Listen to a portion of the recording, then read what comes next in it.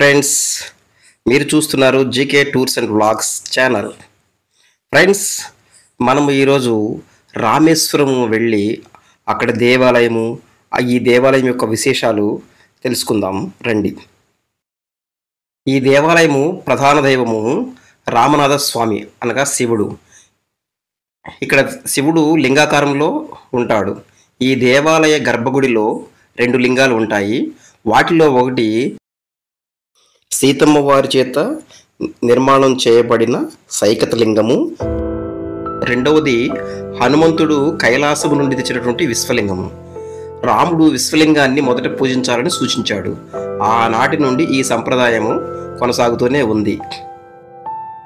ఈ దేవాలయం గురించి విశిష్టత ఏమిటి అంటే, చార్ధామ్ యాత్రలో భాగంగా అనగా బద్రీనాథ్, ద్వారకా, పూరితో పాటు రామేశ్వరం ఈ దేవాలయాన్ని కూడా సందర్శించుకుంటేనే చార్ధామ్ యాత్ర పూర్తవుతుంది అన్నమాట. అలాగే ఈ దేవాలయంలో ఉన్న శివుడు జ్యోతిర్లింగం. రామేశ్వరం చుట్టూ గల ద్వీపాలలో 64 తీర్థాలు అనగా పవిత్ర జలభాగాలు ఉన్నాయి. స్కంద పురాణం ప్రకారం వాటిలో 24 ముఖ్యమైనవి. ఈ తీర్థాలలో స్నానమాచరించడం తపస్సుతో సమానంగా భావిస్తారు పర్యాటకులు. వాటిలో 22 తీర్థములు రామనాథ స్వామి దేవాలయంలోనే ఉన్నవి. 22 అనే సంఖ్య రాముని యొక్క అమ్ముల పొదిలో గల 22 బాణములను సూచిస్తుంది.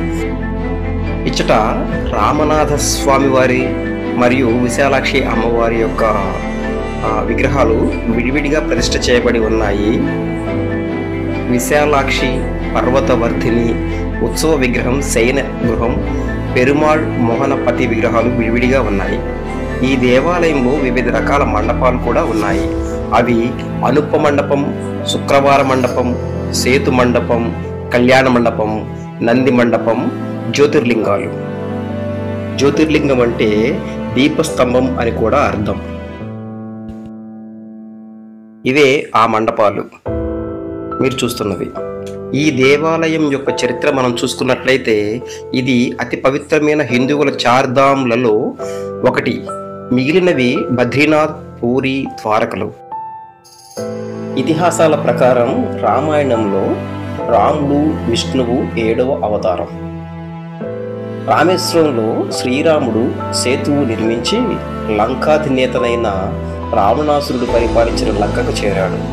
ఇక్కడ రాముడు నిర్మించిన సేతువుని రామసేతువు అని పిలుస్తారు.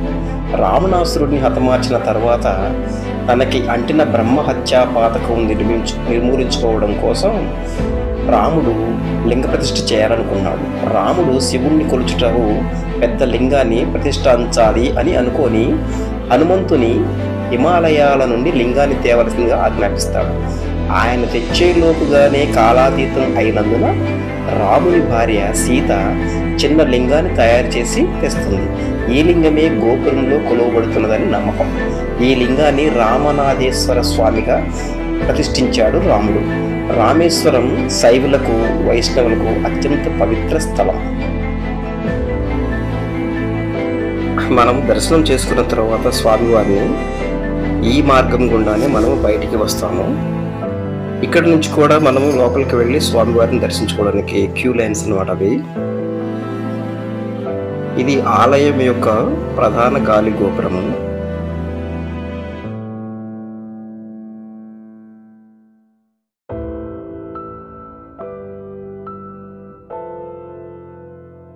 అన్ని ప్రసిద్ధ దేవాలయములకు మాదిరి ఈ దేవాలయంలో కూడా 4 వైపులా చాలా ఎత్తైన ప్రహరీ గోడను అప్పటి కాలంలోనే నిర్మించడం జరిగింది.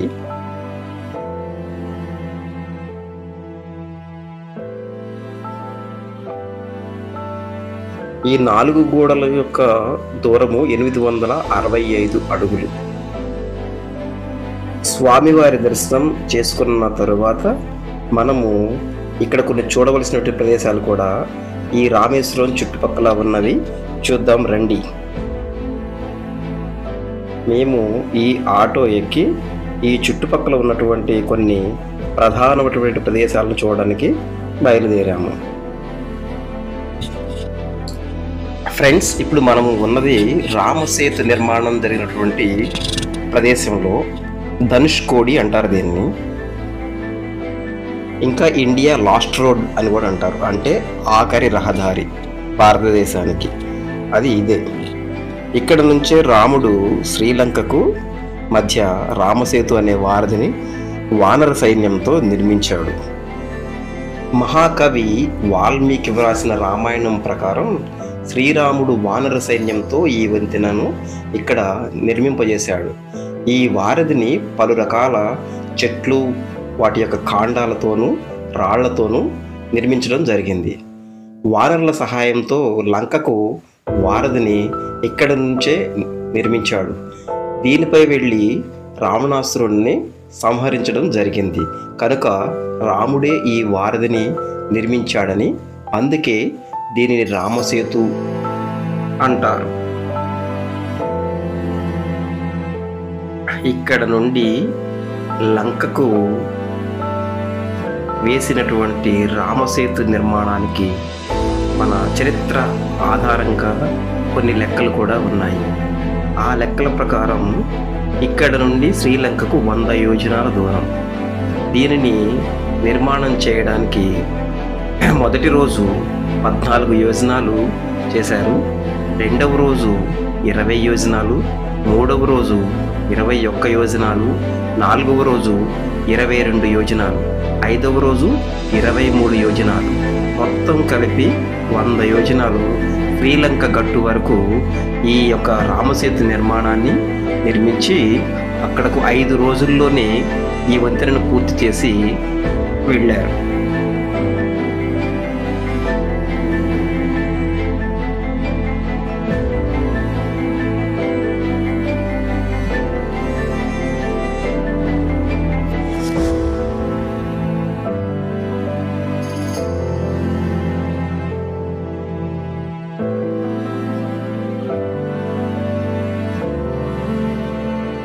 ఫ్రెండ్స్, ఇక్కడ మనం కొనుక్కోవడానికి చాలా రకాలైనటువంటి వస్తువులు కూడా అమ్ముతున్నారు.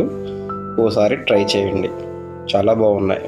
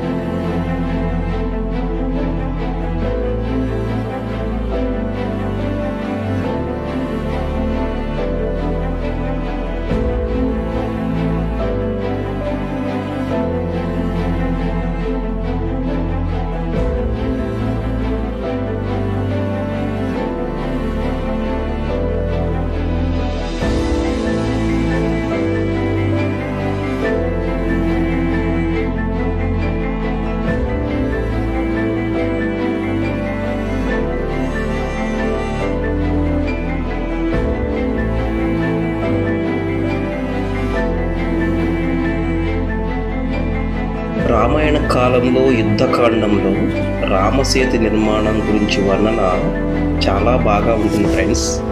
రావణుడు సీతను అపహరించడంతో ఆమెను రక్షించడానికి రాముడు లంకకు వెళ్ళే క్రమంలో తన వానర సైన్యంతో కలిసి రాళ్లతో ఈ వంతెనను నిర్మించాడనేది కొందరి విశ్వాసం. ఈ వారధి వయసు రమారమి 17 లక్షల సంవత్సరాలు అయి ఉండొచ్చు అనేది కొంత పురాతత్వవేత్తల అంచనా వేస్తున్నారు. కొంతమేర 3 కిలోమీటర్ల వెడల్పు 30 మైళ్ళ పొడవు ఉండే ఈ వంతెన ఎలా నిర్మాణమైంది లేదా ఎలా ఏర్పడింది, ఎలా జరిగింది అన్నది ఇప్పటికీ ఒక అంతు చిక్కని ప్రశ్నే. దీనికి సమాధానాలు చాలానే ఉన్నా వాటిలో దేనికి స్పష్టమైన ఆధారాలు లేవనేది కొందరి నమ్మకం. ఈ రాళ్ల వంతెన రహస్యం ఏంటి అనే దానిపై పరిశోధనలు కూడా జరిగాయి. పగడపు సిలికా రాళ్ళు వేడెక్కినప్పుడు వాటిలోకి గాలి చేరి అవి తేలికగా మారి నీటిపై తేలుతాయని, అలాంటి రాళ్లతోనే ఈ వారధి సహజ సిద్ధంగా ఏర్పడి ఉండొచ్చని కొందరు శాస్త్రవేత్తలు వారి అభిప్రాయాన్ని వెల్లడిపోయేస్తున్నారు. ఈ వారధి ప్రాంతంలో సముద్రంలో ఆటుపోట్లు అత్యంత తీవ్ర స్థాయిలో ఉంటాయి. 2004 సునామీ సమయంలో రామసేతు నిర్మాణంలో ఉన్న కొన్ని రాళ్లు రామేశ్వరం ప్రాంతంలో కనిపించాయని చెబుతుంటారు. ఇప్పటికీ ఆ ప్రాంతంలో నీటిపై తేలే రాళ్లు కనిపిస్తాయి. మీకు నేను కొంచెం ముందుకు వెళ్ళిన తర్వాత చూపిస్తాను వీడియోలో. అవి రాళ్ళు మనం కూడా చూసాము. అవి నిజంగానే నీటిపై తేలుతూ కనిపిస్తున్నాయి, చాలా బాగున్నాయి కూడాను. అదే రాళ్లను ఉపయోగించి శ్రీరాముడు లంక వరకు రామసేతు నిర్మాణాన్ని చేపట్టాడనడంలో అతిశయోక్తి లేదు. ఈ రామసేతు మనం చూడాలి అంటే మనకు ఇప్పుడు ఉన్నటువంటి ఇక్కడ చూడలేకపోతున్నాము, కానీ ఆకాశం నుండి చూస్తే శాటిలైట్ ద్వారా తీసిన చిత్రాల్లో స్పష్టంగా 30 మైళ్ళు పొడవుగా రాళ్లు పేర్చినట్టుగా ఖచ్చితంగా కనిపిస్తుంది అన్నమాట.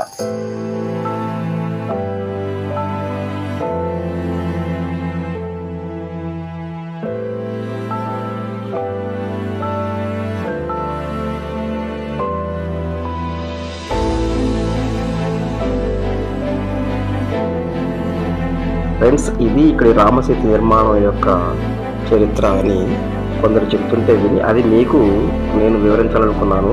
నాకు సాధ్యం అయినంత వరకు నేను మీకు వివరించాలని అనుకుంటున్నాను.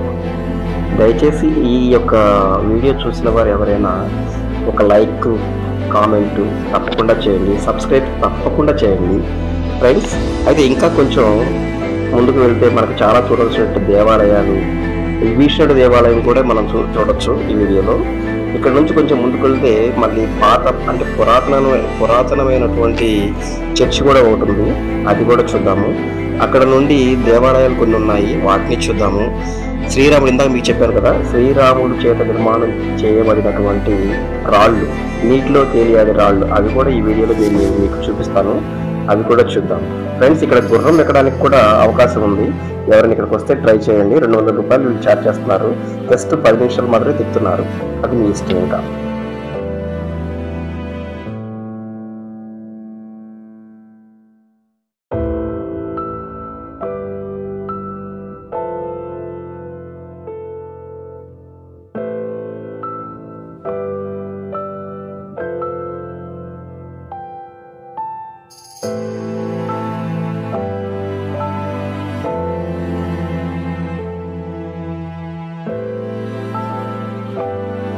ఇదే ఇందాక మనం చెప్పుకున్న చర్చి, ఇది రోమన్ క్యాథలిక్ చర్చి అని అంటారు. ఇది వచ్చేసి 1964లో వచ్చినటువంటి తుఫాన్లో ఇలా ధ్వంసమైంది. చూద్దాం రండి.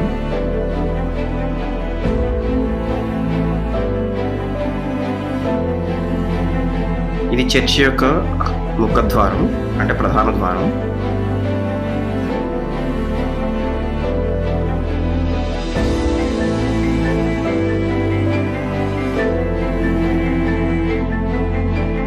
పంతొమ్మిది 1964లో వచ్చినటువంటి ఒక పెను తుఫాన్ కారణంగా ఈ చర్చి ఇలా ధ్వంసం అయిపోయింది పూర్తిగా.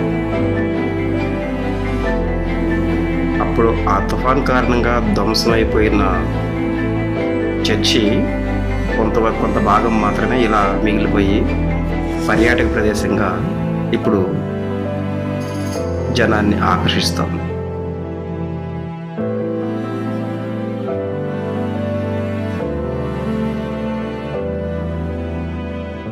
ఇక్కడ నుండి మనము కొంచెం ముందుకెళ్తే ఇక్కడ బీచ్ ఉంది, కానీ చాలా బాగుంది ఫ్రెండ్స్.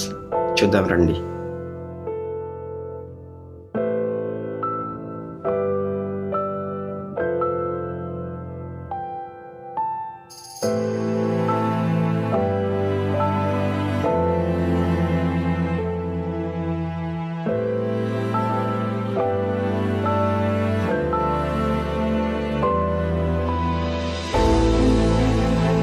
మనం ఇక్కడ నుంచి బీచ్కి వెళ్ళే దారిలో ఇలా షాపులు ఉన్నాయి. షాపుల్లో ఐటమ్స్ చాలా బాగున్నాయి. ఇవన్నీ వస్తువులు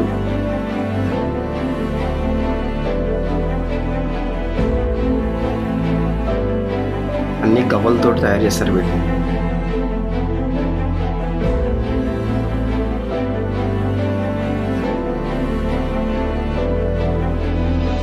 ఇవన్నీ సముద్రం గవ్వలతో చేసినటువంటి వివిధ రకాలైనటువంటి వస్తువులు, దండలు, పూసల దండలు, గృహోపకరణాలు, ఇలా చాలా ఐటమ్స్ వీళ్ళు తయారు చేసి అమ్ముతున్నారు.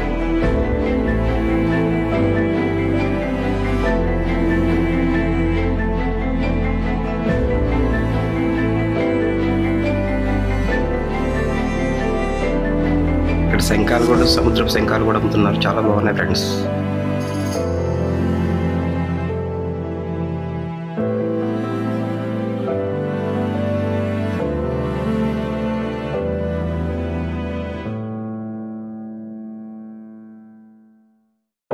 ఫ్రెండ్స్ ఇదే బీచ్, చాలా బాగుంది ఫ్రెండ్స్ బీచ్. ఇక్కడ దాదాపుగా 2 గంటల పైన గడిపాము మేము. అసలు ఇక్కడ నుంచి బయటికి రావాలి అంటే రాలేకపోయాం, అంత బాగా ఉంది. ఇక్కడ నడుస్తుంటే ఒక విచిత్రమైన అనుభూతిని ఈ ఉసుకలో మేము పొందాము. ఆ ఉసుక మన పాదాల కింద పడి అది ఒక రకమైనటువంటి శబ్దాన్ని చేస్తుంది. అది ఆ ఉసుక మెత్తగా లేదు, ఏదో టపటపా టపటపా అన్నట్లుగా అది వస్తుంది మనం నడుస్తూ ఉంటే.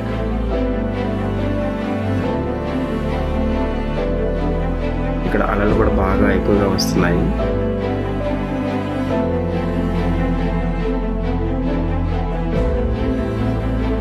మేము మాతో పాటు చూడండి, మా ఫ్రెండ్స్ అందరం అక్కడ చాలా ఎక్కువసేపు ఎంజాయ్ చేశాం.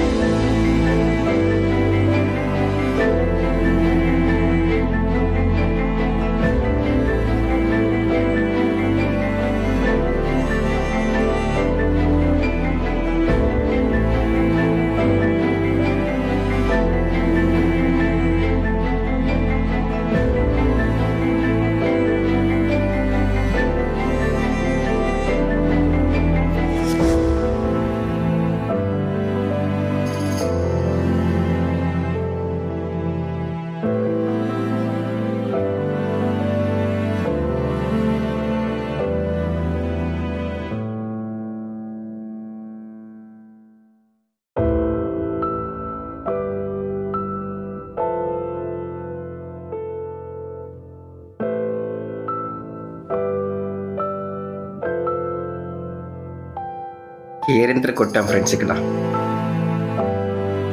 మేమందరం ఫుల్ ఎంజాయ్ చేసాం.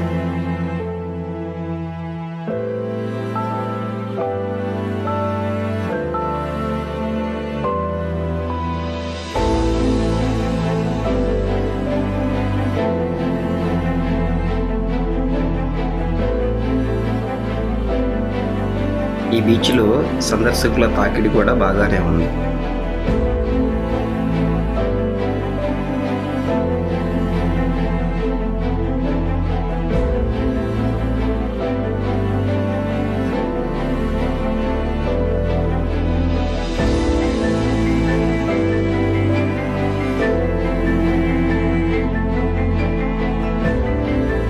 చూసారా ఎలా వస్తున్నాయో.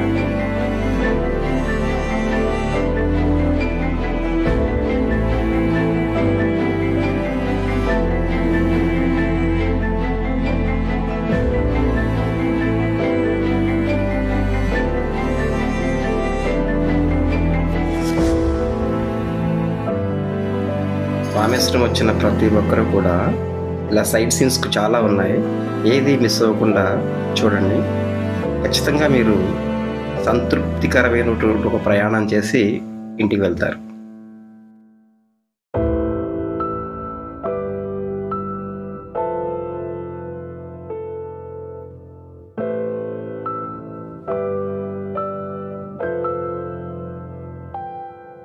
ఇక్కడ కొంతమంది ఉసికతోటి, అంటే మనం చిన్నప్పుడు ఆడుకున్నాం చూసారా, ఉసిక గూళ్ళు అంటే పిచ్చుక గూళ్ళు కడతాం, అలా కడుతున్నారు.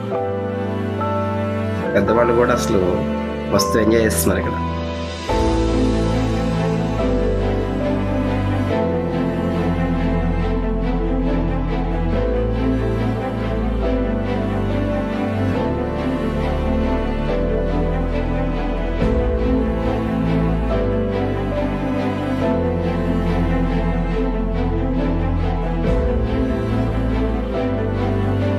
మా స్వామి ఉసుకలో పడవ తోలుతున్నాడు.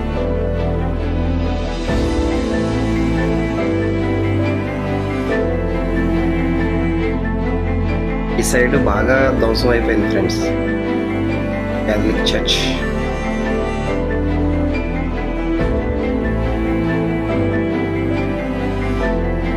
ఇక్కడ నుంచి మనం ఇంకొంచెం ముందుకు వెళదాము. అక్కడ విభీషణుడి యొక్క దేవాలయం ఉంది, అది కూడా చూద్దాం. రావణాసురుడి తమ్ముడు విభీషణుడు తనకి ఇక్కడ దేవాలయం కట్టారు, చాలా బాగుంది. ఇది ఆ దేవాలయం.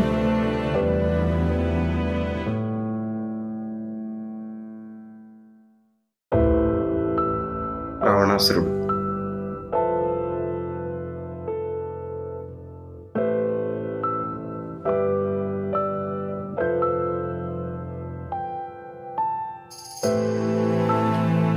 ఇది అత్యంత పురాతనమైనటువంటి, అంటే బ్రిటిష్ కాలంలో మొట్టమొదటిసారి ఏర్పాటు చేసినటువంటి రైలు నిర్మాణం. దాని పక్కనే శ్రీరాముని పాదాలు కూడా ఉన్నాయి, ఇవి తప్పకుండా దర్శించండి ఫ్రెండ్స్. మేము ఇక్కడ నుండి మన రాష్ట్రపతి ఏపీజే అబ్దుల్ కలాం గారి హౌస్ చూడడం కోసం వచ్చాము. అబ్దుల్ కలాం గారి పూర్తి పేరు అవుల్ పకీర్ జైనులుబ్దీన్ అబ్దుల్ కలాం. తమిళనాడులోని రామేశ్వరంలో పుట్టి పెరిగాడు. తిరుచిరాపల్లిలోని సెయింట్ జోసెఫ్ కళాశాలలో భౌతిక శాస్త్రం అభ్యసించి చెన్నైలో మద్రాస్ ఇన్స్టిట్యూట్ ఆఫ్ టెక్నాలజీ కళాశాల నుంచి ఏరోస్పేస్ ఇంజనీరింగ్ పట్టా పొందారు. ఈయన మన భారత జాతీయ అంతరిక్ష పరిశోధన సంస్థ అంటే ఇస్రోలో ఏరోస్పేస్ ఇంజనీర్గా పనిచేశారు.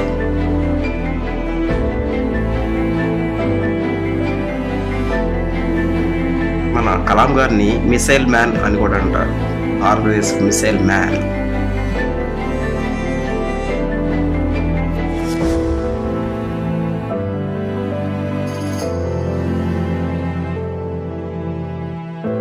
కలాం గారి ఇంటి నుండి డైరెక్ట్గా మేము ఇక్కడ దేవాలయాలకు వచ్చాము. మళ్ళీ ఇవి కూడా రామేశ్వరంలోనే చాలా దగ్గరలో ఉన్నాయి. ఇది శివాలయం.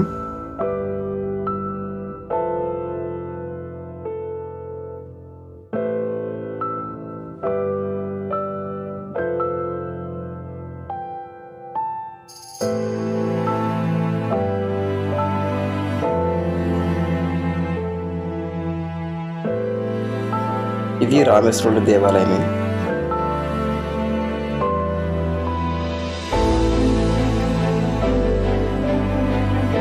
ఇది శ్రీరాముడి దేవాలయం రామేశ్వరంలోని.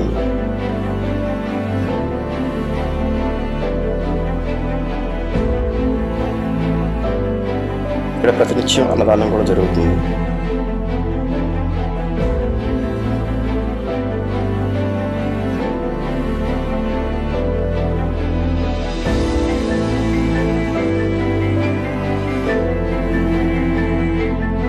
రామేశ్వరం దగ్గరలోనే చాలా దేవాలయాలు ఉన్నాయి, ఏది మిస్ అవ్వకుండా చూడండి ఫ్రెండ్స్.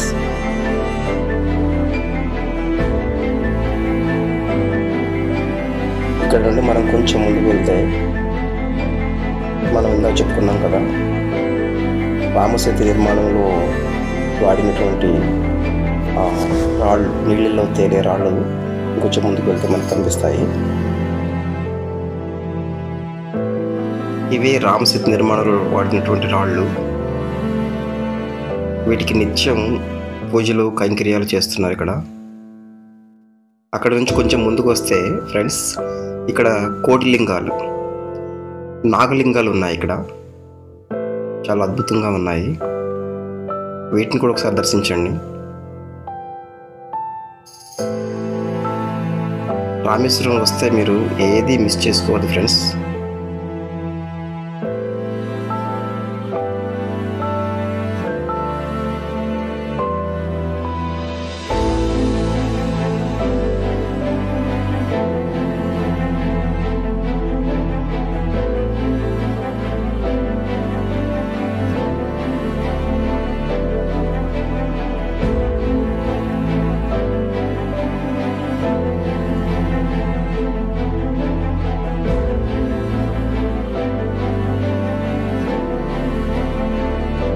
ఇక్కడ నుంచి కొంచెం ముందుకు వెళ్తే మనకి ఒక తటాకం కనిపిస్తుంది.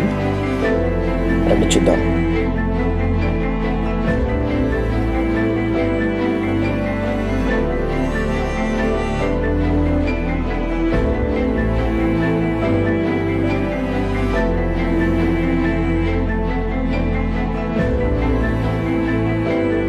ఇదే ఆ తటాకము. అంటే తటాకం అంటే కోనేరు. కోనేరు మధ్యలో మండపము. చాలా బాగుంది ఫ్రెండ్స్.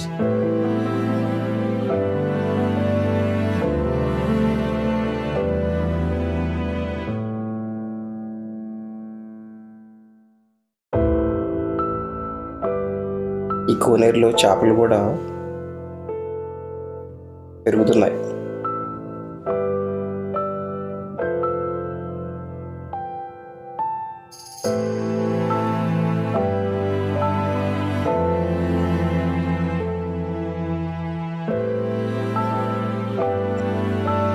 రామేశ్వరం నుంచి ఇప్పుడే మనం బయటకు వచ్చేసాము.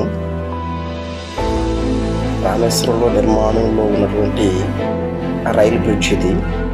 పాత బ్రిడ్జి వచ్చేసి అది ఇప్పుడు పనిచేయడం లేదు. కొత్త బ్రిడ్జి కూడా పూర్తి అయిపోయింది, కాకపోతే ఇంకా ఓపెన్ అవ్వలేదు అది. రామేశ్వరం వచ్చేవాళ్ళు కొంచెం ఇబ్బంది పడుతున్నారు ప్రజెంట్.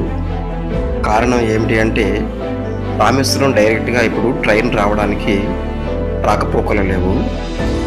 మండపం దగ్గరే ఆపేస్తున్నారు. రామేశ్వరం రావడానికి ముందు ఉన్న ఊరి పేరు మండపం. ఆ మండపం దగ్గరే ఆపేస్తున్నారు. అక్కడ నుంచి ఖచ్చితంగా మనం ఏదో ఒక వెహికల్ పట్టుకొని రామేశ్వరం రావాల్సి వస్తుంది. మనిషికి 100 రూపాయలు ఛార్జ్ చేస్తున్నారు ఆటో వాళ్ళు. ఇంకా అంతకు మించి అవకాశం కూడా వేరే ఏం లేదు. కొంచెం మీరు బేరం ఆడితే 50 రూపాయలు కూడా వస్తారు. అది చూసుకోండి ఫ్రెండ్స్.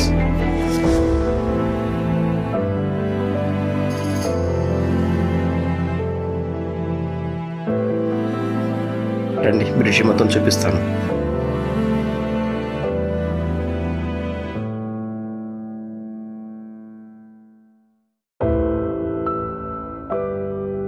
వెళుతూ వెళుతూ కూడా మేము మధ్యలో మళ్ళీ ఆగాము ఫ్రెండ్స్ బ్రిడ్జి దగ్గర.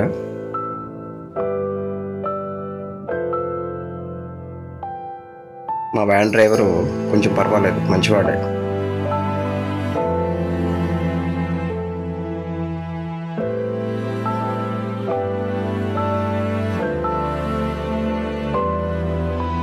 రామేశ్వరంలో కొత్తగా నిర్మాణం చేస్తున్నటువంటి రైల్వే బ్రిడ్జ్.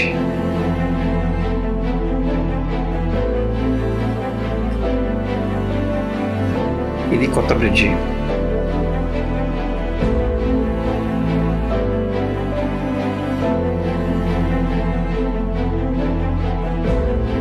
ఆ మధ్యలో ఉన్నటువంటి వంతెన ఓడలు వచ్చినప్పుడు లిఫ్ట్ అంటే పైకి లేస్తుంది, 2 వైపులా పైకి లేస్తుంది. పాత వంతెన వచ్చేసి 2 గేట్లు 2 భాగాలుగా అటువైపు ఇటువైపు లేసేది. ఇప్పుడు అది ఒకే భాగం ఒకేసారి పైకి లేస్తుంది. దాని యొక్క నిర్మాణం అలా చేశారు ఈసారి. మరోవైపు పడవలు లంగర్లు వేసి మొత్తం చూడడానికి ఎంత అద్భుతంగా ఉంది అంటే ఈ లొకేషన్. మొన్న రిలీజ్ అయినటువంటి పుష్ప 2లో కూడా ఇదే సీన్ పెట్టారు, రామేశ్వరం సీన్.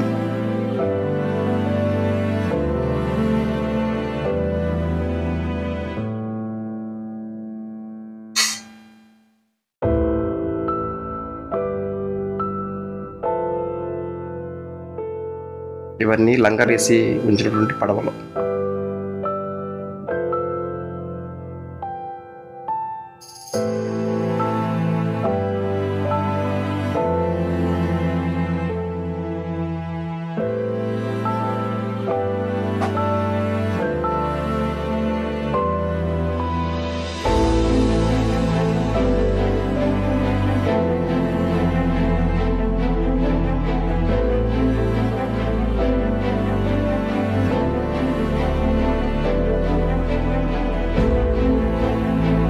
పాత బ్రిడ్జి, కొత్త బ్రిడ్జి. ఈ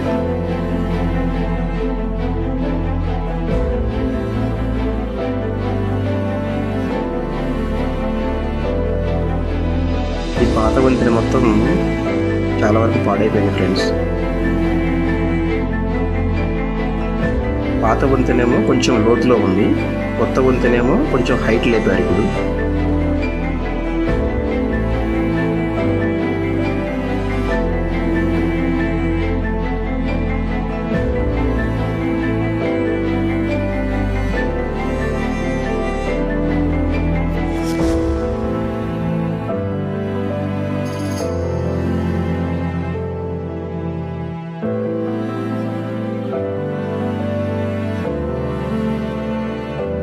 ప్రజెంట్ ఫైనల్ వర్క్ నడుస్తుంది. లిఫ్ట్ పైనటువంటి ఆ ఛానల్స్ బిగిస్తున్నారు. అది అయిపోతే ఇంకా అయిపోయినట్లే. త్వరలోనే దీని ఓపెనింగ్ ఉండొచ్చు అనుకుంటున్నాను. మ్యాక్సిమం వర్క్ అయితే కంప్లీట్ అయిపోయింది కొత్త బ్రిడ్జ్ది.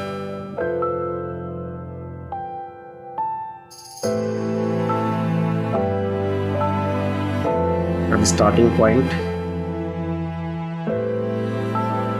ఇది మిడిల్ పాయింట్,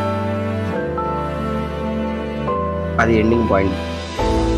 ఇది friends Rameswaram full tour video.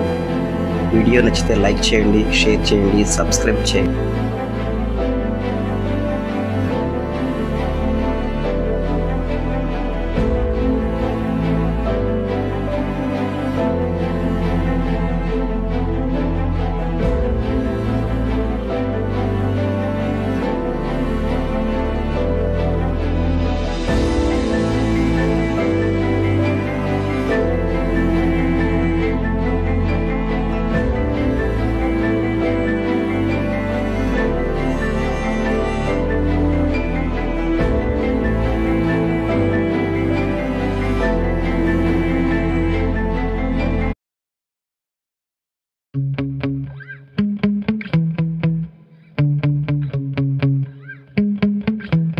Yeah.